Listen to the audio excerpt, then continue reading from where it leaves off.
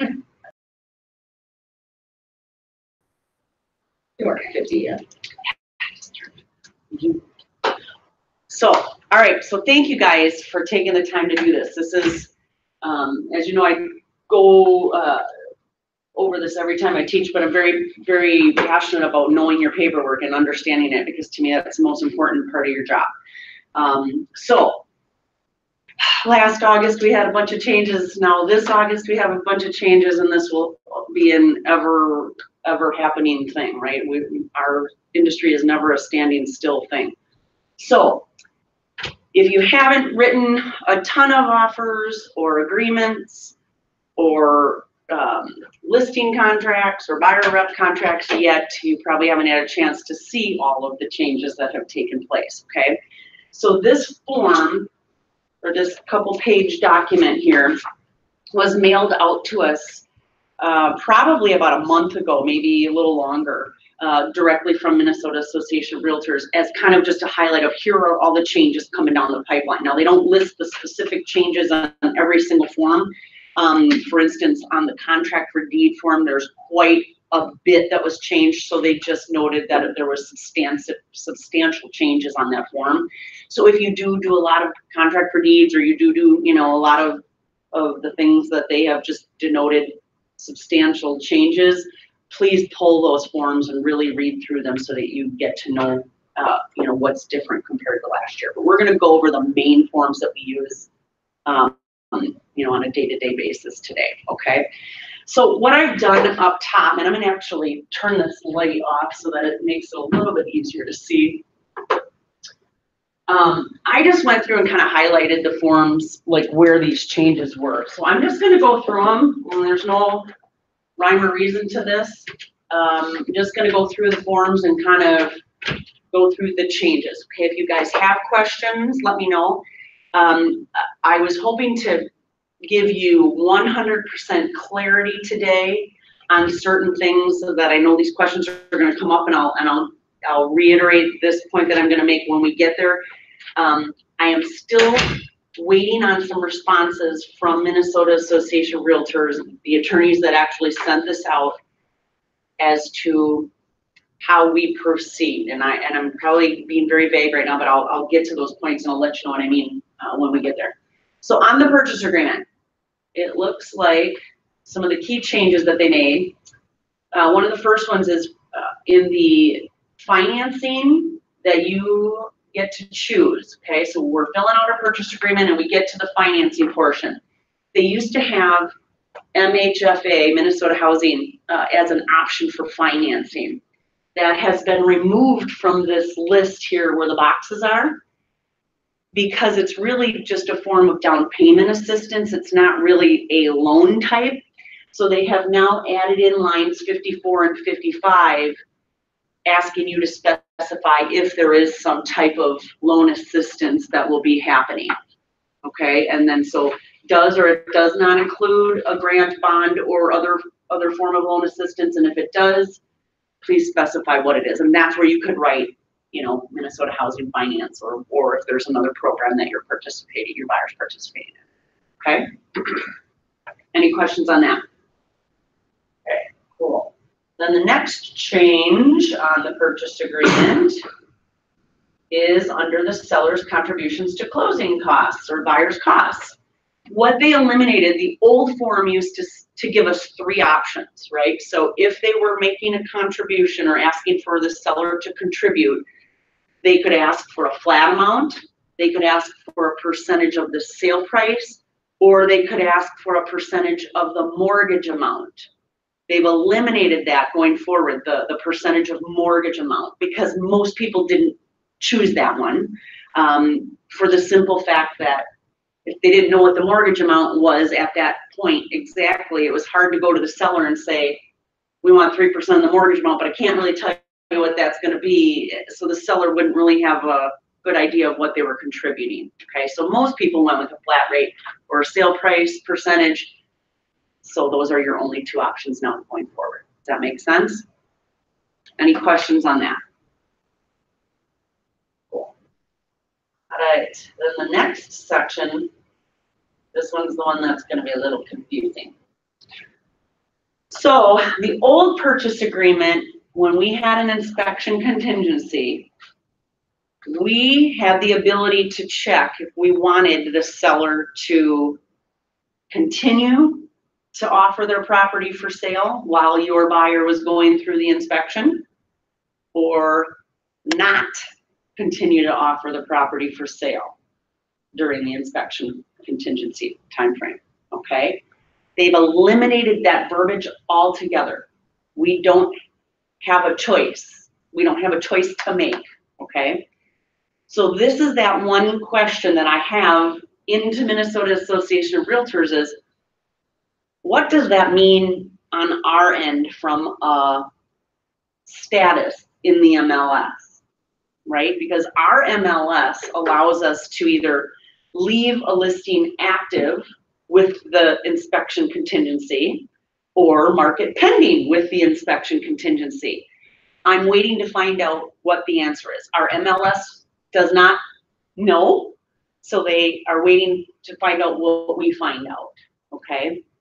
So until then, I would say business as usual. I would leave it active with an inspection contingency attached until I find the answer and I notify you differently, okay? By any chance, because we'll be going to North Star, do you know what North Star's rule is? North Star, I believe, does not allow us to go to pending until that contingency is removed, if I recall correctly. So that's why I'm saying let's keep it active until an inspection, or until your contingency is removed, and then you can make it go pending, okay? Now, if I find out differently, because my call to them was, what was your intent behind removing this?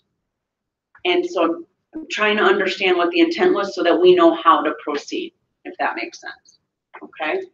So I'm sorry I'm not really able to clarify that 100%, but I do want to bring your attention to the fact that that choice is eliminated, okay?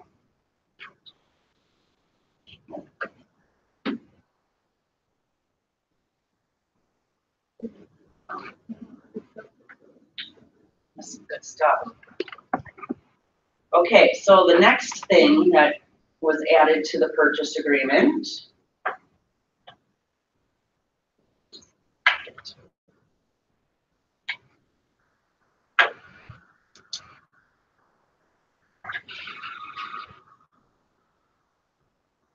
that's right, was just the options for the addenda that could be attached. So they added in the ability to check the box for a buyer move-in agreement or a seller rent back agreement. Okay, those weren't choices before, and now they are.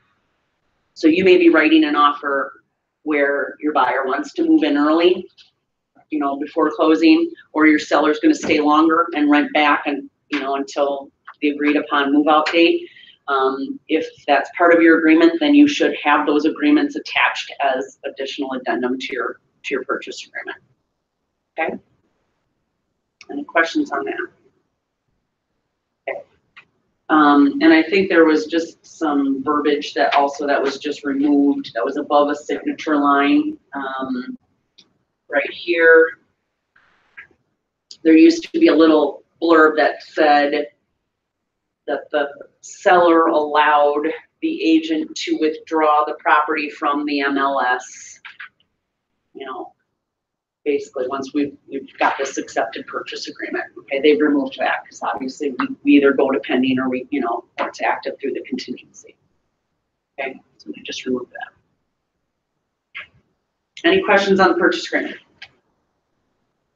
Okay, cool. Now we're going to go to the counter offer.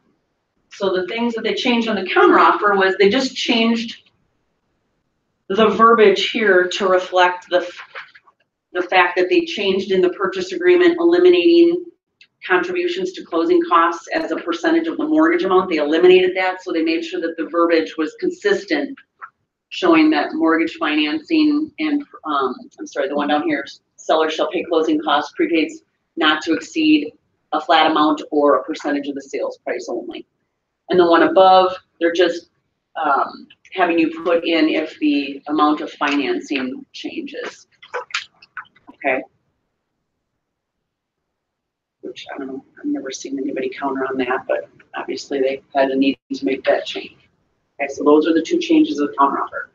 And again, one thing, this question came up earlier today, just so you guys know, when you have an offer and a counteroffer comes back, all other terms of the basic body of the purchase agreement stay the same with the exception of what's on the counteroffer. Okay? So counteroffer is only changing those items listed from the rest of the purchase agreement, otherwise everything else is intact. On the well and septic contingency form. So now you have a property that has well and septic, and the offer is contingent upon a well and septic inspection, okay? You will have this addendum attached if there is that contingency in place. What they've changed on both of these is that the amount of time to accomplish the inspections on both the septic and the well used to say business days, they're now calendar days, so that they're comparable to the inspection time frame. You know, not that you have to have the same time frame, but they're both calendar days so that you're not trying to do one as business and one as calendar, okay? And then what they've done is they've added these other lines on the bottom. So in case you had something quirky, something you wanted to add, you know, you'd have the ability to write that in. Okay. Any questions on that? Okay, so that was the well, or that was the septic, and then this was the well. Okay, buyer rep contract. They added this verbiage in on line 8 that the contract terminates upon successful closing of the property or the expiration or cancellation of the contract, whichever occurs first. Okay, so if you wrote a buyer rep contract and you had it for 10 years, you know, now they buy a property, it expires. It's not going to stay in place for 10 years, right? So you'd have to get a new one if you're working with that buyer again, okay? And then on page 2, where you would ask them if they wanted to have you arrange for the closing or if they wanted to arrange, we used to have them initial, and sometimes they would initial both lines because they were confused, right? So I'm sure that happens so many times that now they just give them a box to check and then initial that, yes, I've checked that box. Okay, so that's a little bit different, and it shows up the same as we'll see in a little bit on the listing contract as well. And then on this part of the buyer rep contract, what they've done is they've eliminated 2 things under previous agency relationships. They've eliminated the word assisting the buyer. They felt this is a representation contract, so the verbiage should say the agent representing the buyer, not representing or assisting. Okay, so they've eliminated that assisting word. And then they've added this little blurb about the termination of fiduciary duties, basically stating that all of our fiduciary duties as the agent who's representing you, with the exception of confidentiality, will end as soon as you close on this home or as soon as this contract expires. Okay, so we always owe them confidentiality, but all of our other fiduciary duties will expire upon closing or expiration or cancellation. Okay. Any questions on that? Are you guys awake? Okay. If I need to flicker the lights, let me know. Okay. One-time showing contract. How many use that from time to time? Anybody use that contract? Okay. Yeah, so this is one, like if you work a lot with FSBOs, you know, you may use a one-time showing contract, okay? So if you do, make sure you're aware of, you know, what's in this paperwork and what the changes are. I think the main change is just, again, that who's going to arrange for the closing. We check the box now, and then we initial underneath. Okay, now to the listing contract. So listing contract, same thing. They've kind of added that same verbiage. When the contract will terminate upon successful closing or upon cancellation or expiration of the contract. And then they've added in that verbiage, upon final acceptance of a purchase agreement, the seller allows the broker to withdraw the property from the MLS. Okay. I know it's probably not a lot that you'd go over with your client in great detail anyway, but you still need to know that that's where the verbiage is, and it does allow you to do that.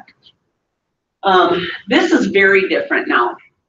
On the listing contract, we now are disclosing how we're going to share our commission, right? Or cooperate with other brokers, and to the degree of how much. We never used to have to tell the seller how we were going to share. We just said, yeah, we share our commission to incentivize any other agent to bring us a buyer, right? Now we're actually telling them how and how much, which I really think is a good thing, and you can use it as a selling point. There are brokers out there that only pay out 2%, 2.5%, and if you're someone who pays out 3 or whatever you pay out, you know, you can use that to your advantage, right? And you're going to show them how you're going to give maximum incentive to all buyers. So you would check if you are going to cooperate with other brokerages. You would say, I shall offer compensation to cooperating brokers. If you are not going to do that, then you would say shall not. If you are, then you are going to fill in the categories. So number 1 on line 148, if you are going to do, I'm going to just use 3% as an example. If you are going to share 3% in the MLS, 3% of the gross sales price, or if you're going to share a flat amount to cooperative brokers, that's where you would list that. And that would be to cooperating brokers who represent the buyer, okay? They're under contract and represented by that brokerage. Line 150 is in regards to facilitation, okay? They're assisting the buyer, but they do not represent the buyer. So, you know, when we would go into the MLS with our listings and we would fill in buyer agency, how much are we willing to pay, facilitation, how much are we willing to pay, sub-agency, remember, we put all that stuff in there. Whatever you typically offer for buyer representation and whatever you typically offer for facilitation, that's what you're going to be filling in on these lines. Okay? Can that change during the process of a sale? Let's say, for example, I put 2% and another broker is buying the property and we negotiate and they wanted 3%. If I switch the amount that I'm going to give the other broker, do I have to go back and fix that? You don't, because Okay. you'll be handling it through probably an addendum or something, Okay. or an amendment at some point in time, right? Or a broker-to-broker agreement, Okay. right?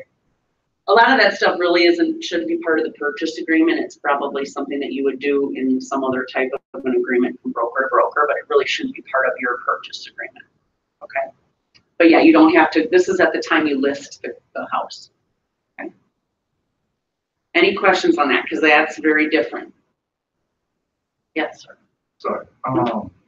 So his question, like if it was, so somebody is paying out 2% and we want to pay out 3%, Mm-hmm. you're saying that gets changed through an amendment or something, an addendum to the, like that's not changed throughout the purchase agreement. It's not included in the purchase agreement. Well, you really shouldn't deal with commissions in the purchase agreement, right? I mean, you should never be putting anything in regards to commissions in a purchase agreement. I understand that you've probably done that in the past. We all probably have done it in the past. And that's, I'm just going to say at the time of purchase agreement, that's when you would be dealing with that. This is the listing contract. So what I'm saying is when you meet with a seller and you're sitting down to list their house, where you're filling this out and the discussion you're having is with the seller saying, our brokerage is charging you X% to list your home. And with that percentage, here is how I'm going to incentivize other brokerages to bring their buyers to see your listing. Here's how I'm going to pay out that commission. Okay, does that make sense? Okay. So now you got a house listed and now you've got an offer, right? And this agent wants more money. That's obviously something you're negotiating as part of the whole purchase, and then you would deal with that through an amendment or through a broker-to-broker agreement or something like that. Okay. Okay? Good answer. Thank you. Any other questions on that? So is there a form for that, a broker to broker? Well, there's a broker-to-broker, you know, we had a broker-to-broker agreement. If you were gonna pay out on the net sale price, you'd have to fill that out. Generally, just really, you don't want your clients involved in the commission or commissionectomies or whatever you guys handle, right? It's kind of a separate thing. Our commissions should never get in the way of having our clients get the house that they want, ultimately. So that's why they really tell you to not involve that in the body of the purchase agreement. If you want to, on a separate amendment that goes directly to the, I mean, it's part of the purchase agreement, right? Because it's an amendment to the purchase agreement, do that, but keep it separate from maybe other items that you may have on an amendment. Okay, I would do two. If it were me, if there were things we were addressing that were purchase agreement related to the buyer, to the seller, and then there was something related to the commission, I would probably do them on two separate amendments so that we could keep that separate and you know, out of the buyer and seller's hands. Okay. I made up a couple of templates. If you ever run into this problem where you don't have the right form, I've got some templates on letterhead that you can have. It's an agreement to pay a certain percentage to the buyer agent or seller agent, whatever. Perfect. And then there's signature lines for everyone. Okay, perfect. Cool. All right. Okay, there's that closing stuff again. They get to choose who's arranging and then initial. At the end of the listing contract, same thing as with the buyer rep contract under previous agency relationships. They've eliminated the words assisting because this is a representation contract for the seller. So everything is now representing, not assisting. And then again, the termination of fiduciary duties verbiage was added in there. And then they also added that amendment to the listing contract. We did have one, but so I don't know why they added this as something new. But it's just an amendment to the listing contract. So when you list a property, if there's anything additional, anything quirky, maybe they got a neighbor that's interested and you want to write them in as maybe an exclusion to that listing, here would be a great opportunity to do it. Maybe you've agreed to structured price reductions, right? After 2 weeks, we're going to drop it to this. After 4 weeks, we're going to drop it to this if it hasn't sold. This would be a great place to do that. Okay, it's just an additional page for your terms of your listing. Okay. Okay, wire fraud alert. This, when the new forms came out and it was sent to all the brokerages, they attached it to the buyer rep agreement, they attached it to the listing agreement, and they also attached it to the purchase agreement, okay? According to what I've seen, videos from their exact attorney who sent all this stuff out, it is not, it's a disclosure only, right? It is not necessarily a part of any of the paperwork. But I would encourage you at one point in time to have your client sign it, okay? So if you're meeting with the buyer, we haven't found a house yet, so we're not writing a purchase agreement, we're meeting to do the paperwork, part of the buyer rep, you may want to go over it, have them sign it, have it in your file, okay?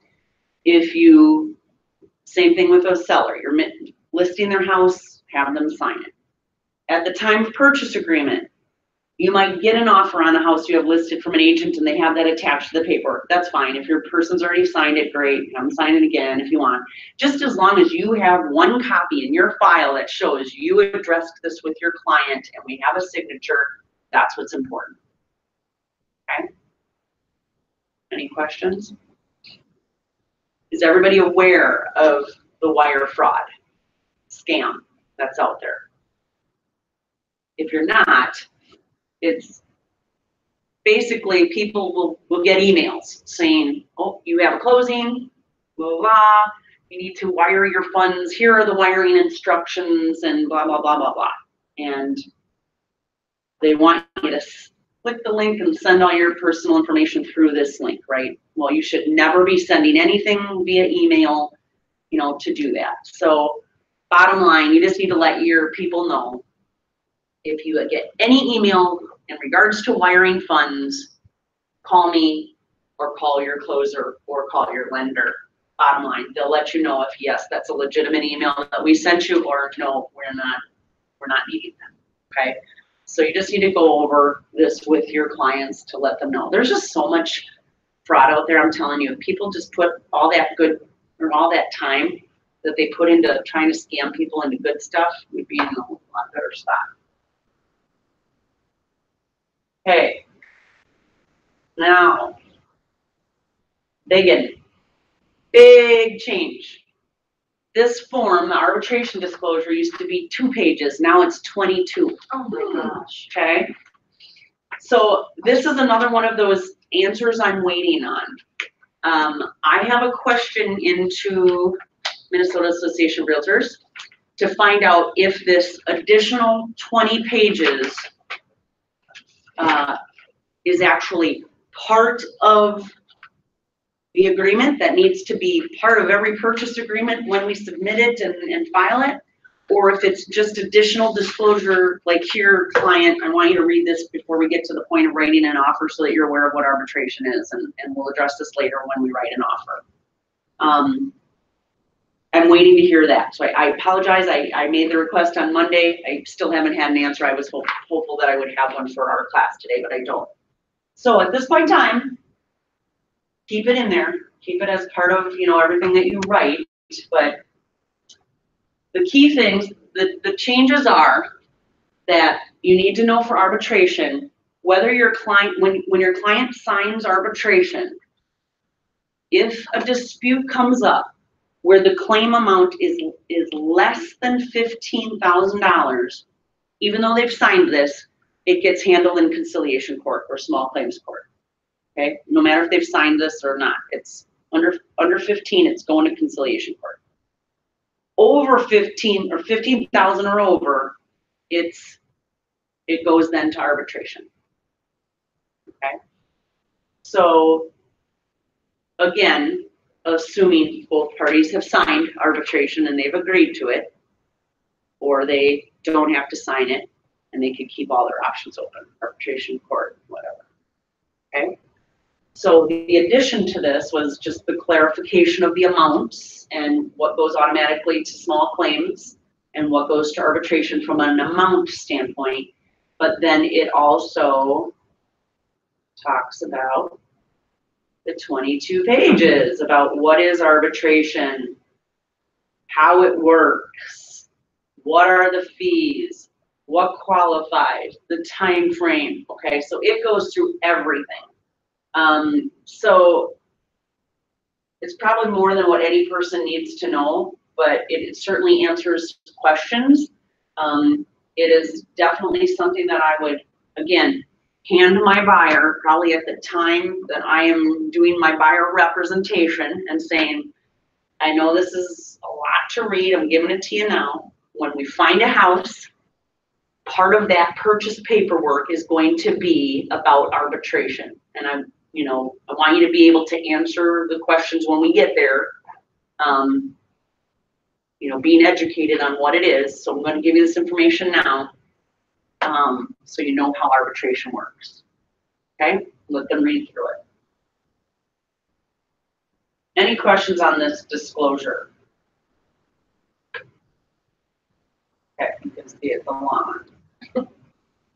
Okay. So for right now, just keep it as part of your paperwork. I'm hopeful. I did talk to our attorney, Michelle Smith, and she said, they're disclosures. They don't need to be, and just give it to your client. Make sure you give it to them. We don't need it in the packet. Well, I just want to make sure, because obviously the radon pages that they added to the seller's disclosure are actually part of that disclosure. These were not numbered that way, but I just want clarification, so we're doing it right. Okay. Okay, on the seller's disclosure, property disclosure statement, let's see what the changes were here. They added vapor intrusion as one of the environmental concerns. Okay, so if you guys don't know what vapor intrusion is, and I thought I had Katie upload my definition, but I don't see it. Shoot. Google it. Okay. The first type of vapor intrusion you think about is radon, right? But there's more than just radon. So really, vapor intrusion is any chemical that is basically has intruded into your home. That could be from the soil, could be from anything in the soil, could be I mean, I don't even know of any other examples I could give you, but it's anything that, any vapor, chemical vapor or soil breakdown vapor that can get into your home. Okay, Feedlots. through the cracks. Or chemical. I plant don't, I nearby think it's from the ground, the ground. because you can't help if it's some stinks in the air, you know. But it can be like from a spill, it's contaminated soil, so it Yeah. could be some type of a agricultural spill or something. But it's gotta be coming from the ground up through, the cracks in your Yeah. foundation or your sump pit or whatever, okay? It's an intrusion into your home, not just that the hog farm down the road stinks, you know what I mean, and you can smell it. Body buried in the basement. Right. Even if they have a Grandma's radon stinking. systems will take that out though, correct? I don't know. Because I listened to I watched the video yesterday, Mhm. and the gal that did the video made it sound like the radon systems, if they already have a mitigation system in place, that actually takes care of that too, but I'm not 100% sure of that. Yeah, I'm not So, either. you I'm know, not a mitigation expert, It does so. it does make sense, because it's pulling it out of the ground, right, but I just didn't know for sure. Yeah, so anyway, so just know that, Google I actually have it saved on my computer, which I had in here, but we couldn't get it hooked up, but Google it, copy paste it, whatever, so you've got it, and if your sellers have questions about what it is, you can give them a definition, okay? Because we can't answer it for them, but we can give them the information so that they can answer it, okay? And then again, they talk about the vapor intrusion here again.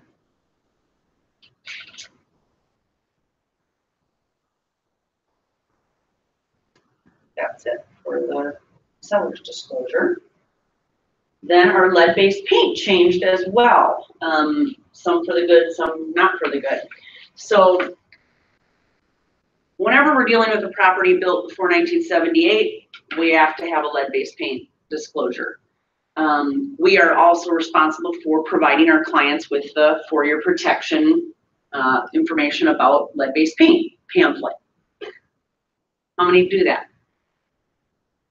All do. Right, that should be the answer, right? But I will probably guess that most of us don't. Okay, we give them this disclosure to fill out, but we aren't giving that pamphlet away. And so I think that is why they went to this new version of lead-based paint, because it attaches the pamphlet right to the disclosure, okay? So this is another one that I have the call into to find out, do you want us to leave that attached pamphlet as part of this disclosure, or are you just attaching it so that it's easier for us to make sure we get it to our client? Is it actually part of the disclosure or not? So the changes that they made, in addition to adding that pamphlet at the end, is just how we fill this out. If you guys remember, there was initial lines, and then they could go down and check the boxes, and then they would initial, and then they'd check another box, and then they'd initial. There was like 3 spots for initials for the seller and 3 spots for the buyer to initial. Right now, they just check a box. Do you know of any lead-based paint reports, knowledge, information, or do you not?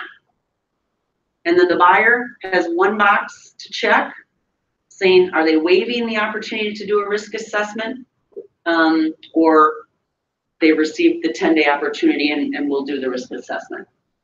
Okay, and then complete as follows as far as how many days to accomplish that. Any questions on this change? And then if you guys remember, there was a spot where the real estate agent had to initial. We don't have that anymore. It just leaves that acknowledgement statement in there that we acknowledge that we have, guidelines we have to meet, and then we all sign. Okay? Any questions on that? Okay, and then you can see here, here's where they just attach the pamphlet. And it's, so this is another form that's added. How many pages? 40. Yeah. So our packets have gotten bigger. Okay, a lot more trees are gonna die. But again, it's important stuff, otherwise they wouldn't be adding it. So people aren't understanding arbitration, and we're not getting these pamphlets out to people for lead-based paint enough that they felt they needed to attach it. Okay. So those are the key changes for the main forms that we use. Now, on this little handout that I gave you guys, you go through and read this, you'll see there's a lot more changes to commercial forms, to that contract for deed, to the buyer move-in agreement, to the rent back agreements. So we're not gonna go through all those or we'd be here for 3 hours, you know. But please, if you use those forms, or if you are in a situation where you're gonna be using a form you have not used and you are not familiar with it, get familiar with it before you're in front of your client. Okay, read it, know it, understand it. So when you get in front of your client, you look like the expert. You don't look like you're fumbling through it and not sure how to explain it. Okay. Since we're 20 minutes ahead of schedule, does anybody have questions on any other forms while we've got our broker here in-house, and myself and other agents? Before jumping to the next ones, by adding the 22 pages to arbitration and the 40 to lead-based paint, 60 plus pages, that's going to be a problem for emailing documents. That's why we have the call in to find out, does it need to actually be attached, or are you just looking to provide this so that we have it as a disclosure? So as soon as I know, I will let you know that, but yes, it is going to be a problem. I'd say that if you have any bumps or whatever about getting it emailed properly, I would just email it to them separately on an email and just keep the copy of that so you can prove that you did send it to them. And then when you send it over to the other agent, you don't need to include that, but just have it in your file, you know, that your client did see it and did receive it. Probably not a bad idea. Right. I know Nikki has saved it all, you know, in our forms, it's all saved as one form.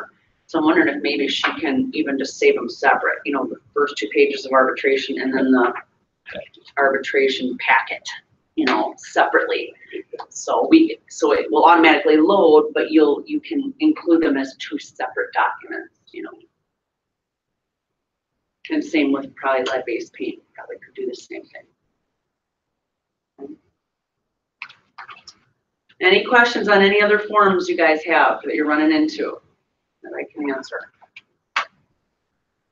Okay, well, happy selling. I have just a question on the amendment to the listing. Yes.